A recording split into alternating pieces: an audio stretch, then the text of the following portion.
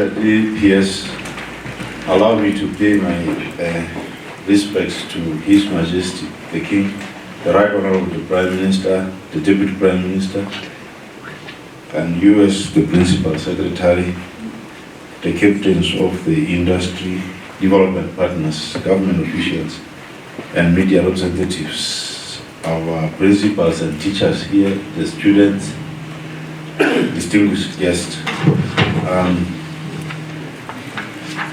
It's a great day for me today. Let me put this hat on.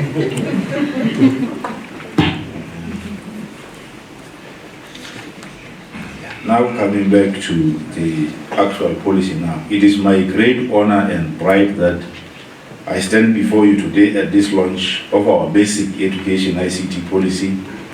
This event marks a significant milestone in our efforts to transform education in Lesotho, particularly through the integration of technology and in alignment with the Learning Passport initiative. First, I would like to extend my heartfelt gratitude to each of you for your unwavering support and commitment to the cause of education in our nation. Your presence here today symbolizes your dedication to ensuring that our children receive the quality education they deserve. The basic education ICT policy is not merely a document. It is a vision for future where every child in Lesotho will have access to quality education and enriched by technology. By 2030, 2034, around that time, we envision that all learners will complete the basic education system equipped with the essential competencies to effectively use ICT as a tool for lifelong learning. Technology is not just a facilitator, it is a catalyst for change. It opens doors to new learning opportunities, fosters creativity, prepares our students to thrive in competitive global environment. Through this policy, we aim to enhance learning by integrating ICT into our curricula. We will provide students with diverse learning experiences tailored to different learning styles. Improving access, we seek to bridge the digital divide, ensuring that every student, regardless of their background, has access to technology and digital resources. Empower educators. This policy emphasizes training of our teachers to effectively use technology in the classroom, fostering a culture of innovation and adaptability. In this context, I'm particularly excited about the Learning Passport initiative by UNICEF, which aligns perfectly with our goals for access to education. This initiative provides a flexible, innovative solution to ensure that children have continuous access to quality education, even in challenging circumstances. By harnessing digital resources, we can ensure that no child is left behind. Furthermore, honored representatives of the World Food Programme, I'm privileged to address you today regarding the Digital Schools Initiative, an initiative poised to transform education in Lesotho. This initiative aims to equip our schools with technological tools and resources necessary to enhance teaching and learning experiences, paving the way for a brighter future for our youth. This launch should highlight our shared commitment to ensuring that every child has access to quality education, supported by essential resources. As we envision the future of education in Lesotho, we recognize that integrating technology is crucial for fostering an innovative learning environment. Some people may be asking why WFP is involved in digital initiatives, but they fully understand that everything you do, you're always going to involve technology. And one thing that they have convinced me that they will be doing, I don't know if they have completed that exercise, was to have an app for the school feeding program, where people who are in that program are able to know around the locality of the school the availability of the commodities that are required in school. so that a farmer around that school can have an app and insert information that this week I will have so many vegetables, this week I will have so many eggs, this week I will have so much, so that at least they can know, even before they get there, how much of the local production can be purchased to provide in the school feeding problem, where WFP is also fully involved. The successful implementation of this policy requires a collective effort. I urge all educational institutions to fully embrace this initiative. Your commitment to integrating ICT into our teaching practices will be vital in transforming the educational landscape. I must also highlight that I think the Ministry of Communications, I applaud because they have started working with the Ministry of Education some time back in ensuring that some few schools start to have equipment and laboratories, and also private sectors are involved.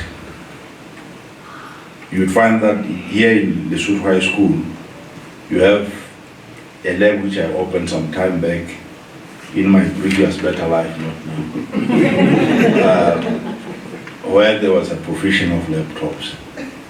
It's a good initiative. Econet with data, Vodacom with infrastructure also. I mean, you can see that our companies, while you would be thinking that they are competing, but when they come to education, there is no competition. They always apply their effort to make sure that they put a helping hand in our education sector. And even yesterday, I did remark to the principal secretary that even when we celebrate the students who have passed at the high school, we have to make sure that always Vodacom is here and Econet is here, because they are sponsoring our kids in very much different ways.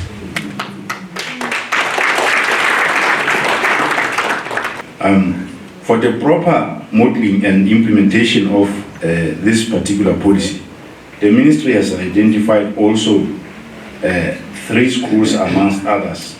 There are still others that we are still going to work with. We have identified that Masue High School, we are going to equip the ICT lab with 40 computers this coming financial year.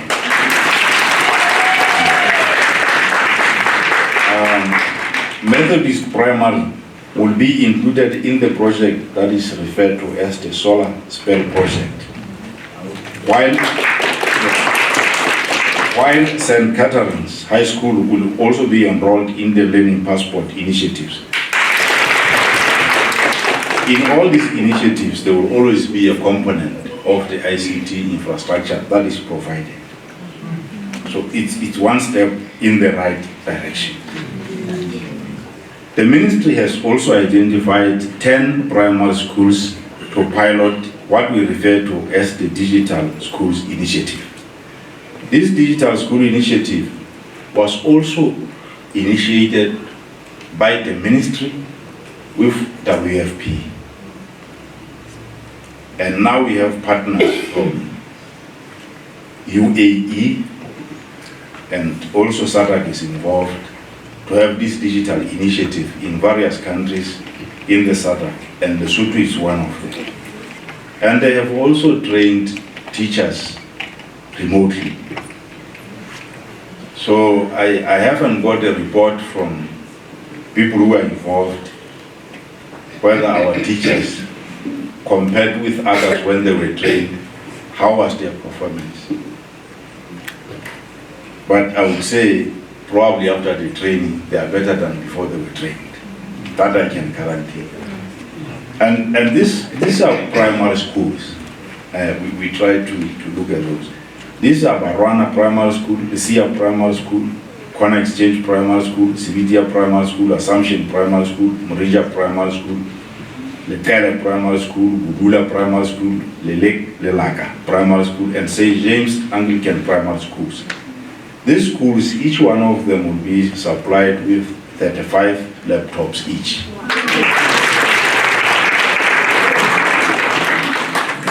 Really, to our NGOs, private sector, I implore you to continue your impactful work in communities and in also schools. Your expertise in outreach programs will help us ensure that those who need support the most are equipped with the necessary skills and resources. Together, let us organize training sessions, workshops, and community engagement programs that promote digital literacy and empower both educators and students. Let me also acknowledge the parastatals, companies, and individuals that always support our initiatives. Your role in developing the necessary infrastructure is critical. We need your support to ensure that our schools have reliable internet access, modern facilities, and the latest educational technologies. Together we can create conducive learning environment that fosters innovation. To our donors and development partners, we ask for your continued investment in educational initiatives. Your financial support is essential for procuring technology, training educators, and implementing programs that will bring this policy to life. Let us collaborate on projects that will have a lasting impact on our children's education. So as we embark on this journey, let us envision a future where every child in Lesotho is not only educated, but also empowered to thrive in a digital world. Together we can create a robust educational framework that prepares our youth for the challenges of tomorrow. In concluding, I want to reiterate my belief in the transformative power of education, especially when supported by technology. The launch of the basic education ICT policy is a testament to our commitment to providing quality education for all. Thank you very much for your dedication, all the participants, your support and your belief in the potential of our children. Together, let us turn this vision into reality and pave the way for a brighter future for the next generation of pursuit. And all of us have to remember that the best asset you can give your child, that nobody can take away once you leave this world, is only education. You can give them a house. If you pass away owing the bank, the house is gone.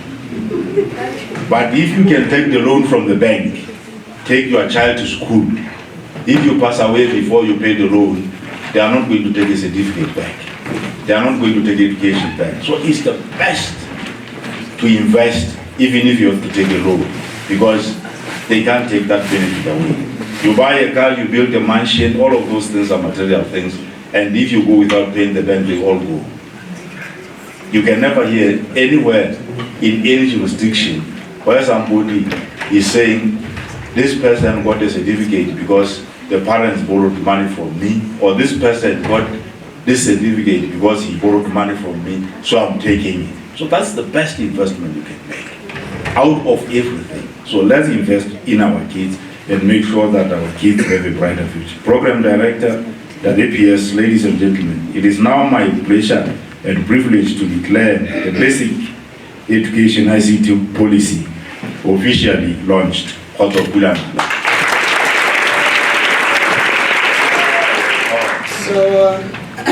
I will give to Bombay to also share, to also share who they are. Their names have already been mentioned, but I would like the names to come from themselves. Good morning. Good morning, my name is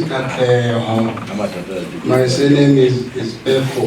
I work at Vodacom Lesotho. I don't work at VCL. I work at Vodacom Lesotho as External Affairs Manager.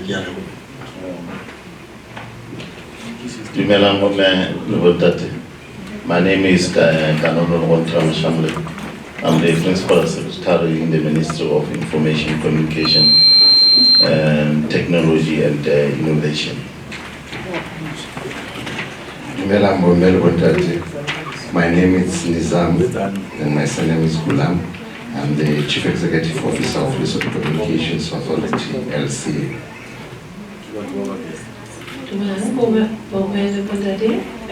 My name is Sarah Skokar, and today I'm representing the innocent representative. I'm very happy to be here.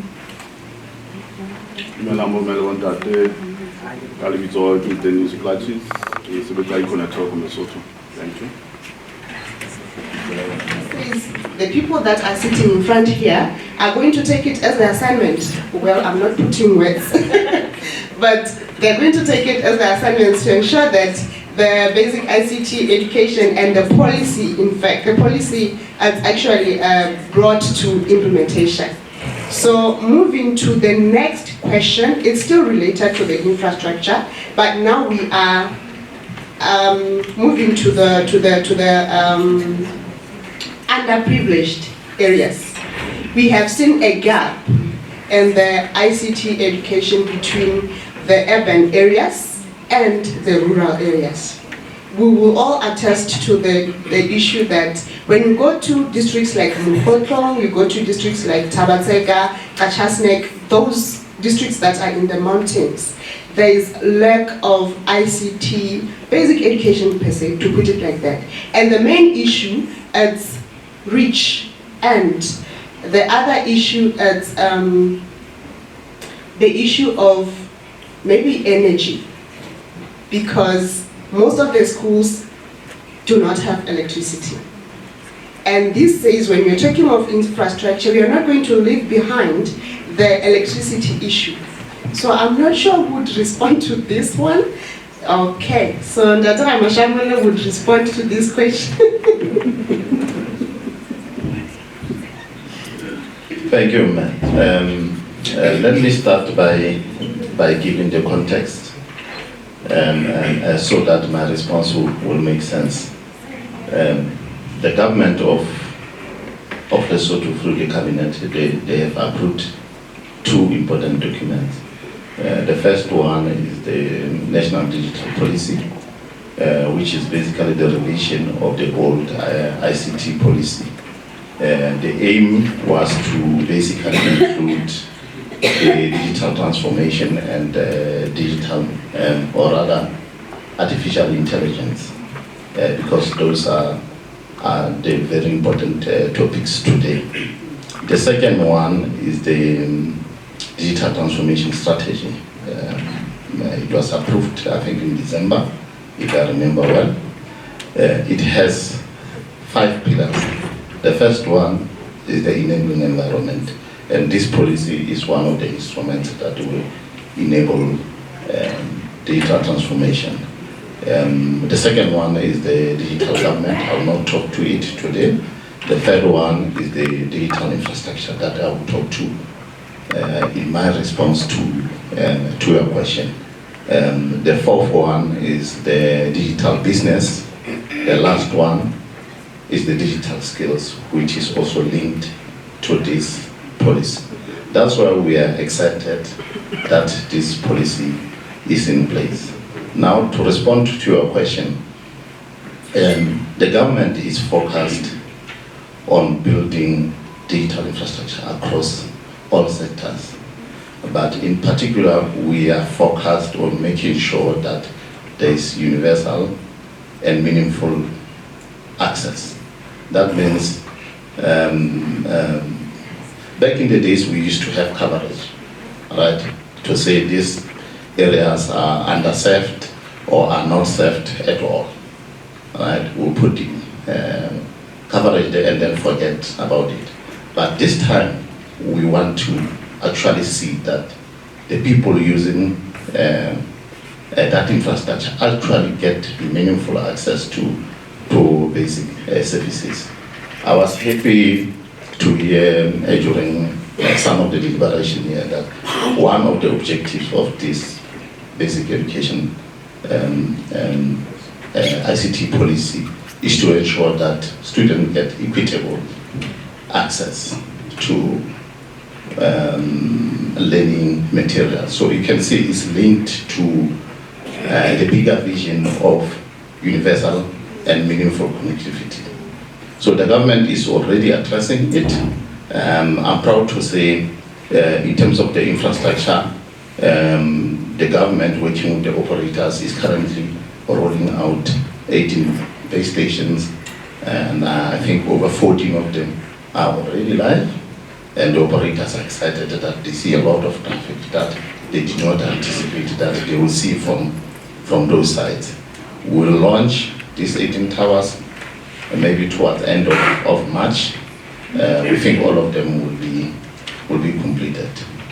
But we are not only looking at the access network, we are also looking at the layer that I call transport, because now to connect from those sides, there has to be transport that brings all data to Maseru and then to internet. The government is building the fiber network from Roma to Tarazek, so that will open up the pipe. I know the operators have been bugging me about when this fiber will be in place. We are also in discussion to see that we get additional funds to make sure that now we extend fiber all the way to Gacha, because that will be the last district. Gacha and Smongo can consider as another district. So that's what the government is doing in terms of making sure that there is overall infrastructure in place. You also talked about the issue of electricity. Under our pillar of digital infrastructure, we have the KPI for electricity connectivity.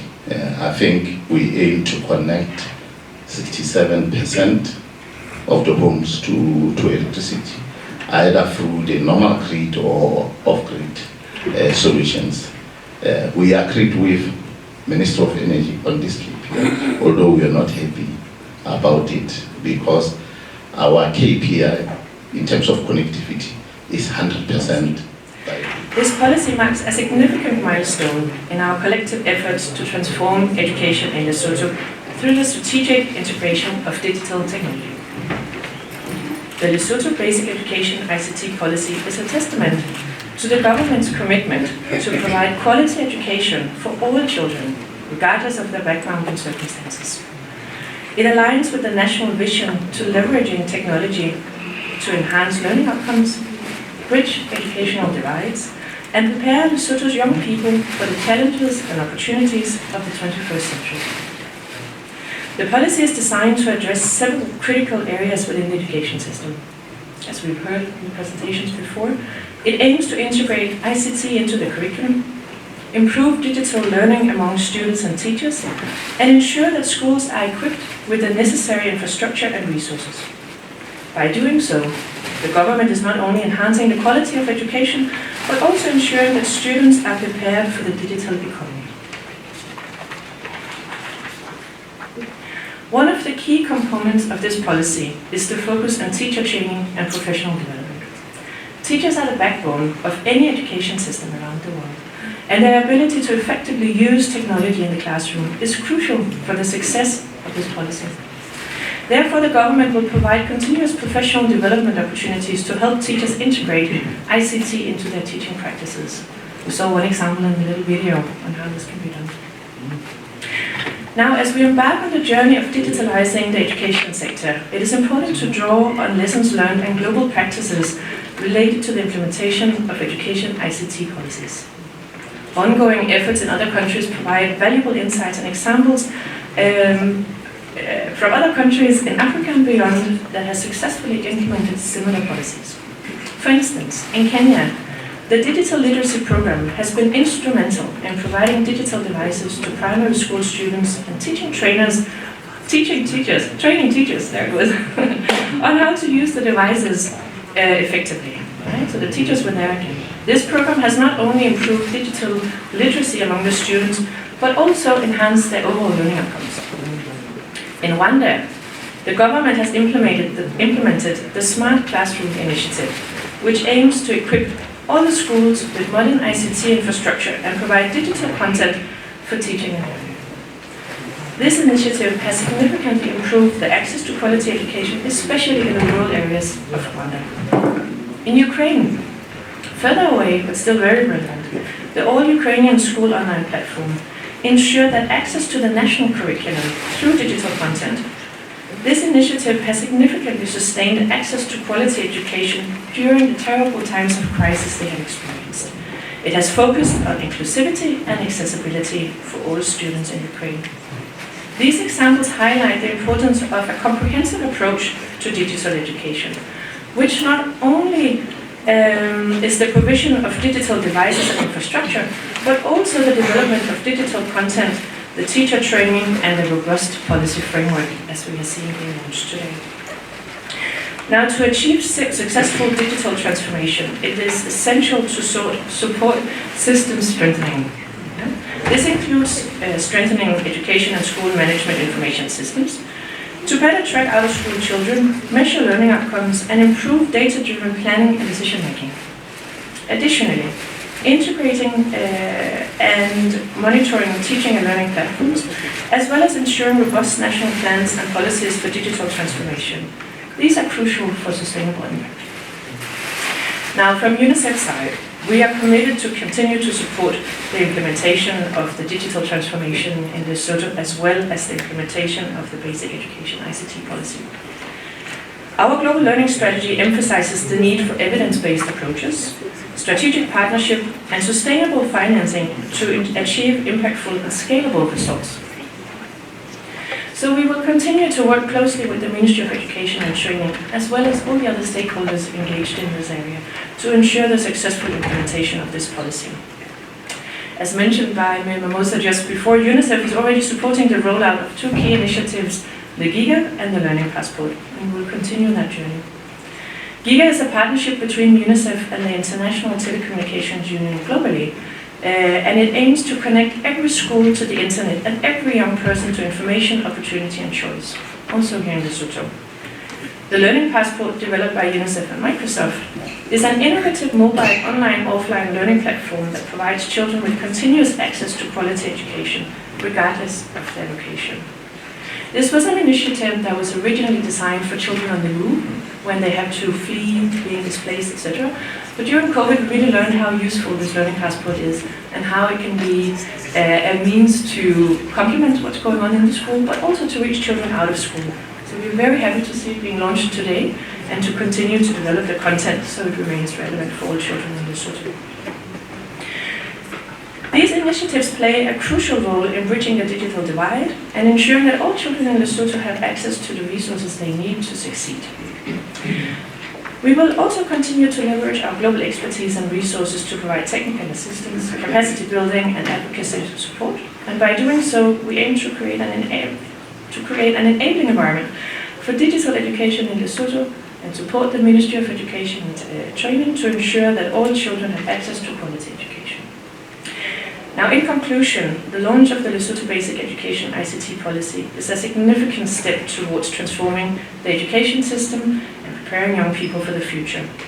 The success of the policy depends on our collective efforts.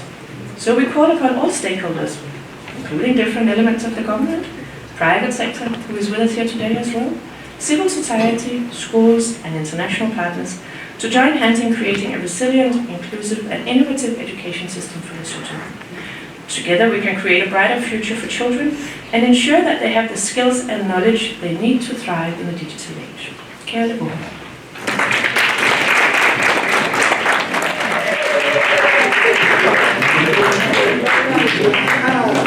Kiena heavy mbaga Lebo.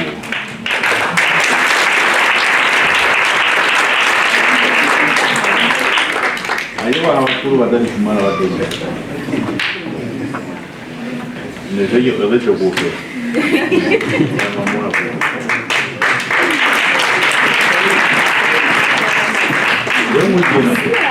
Oh,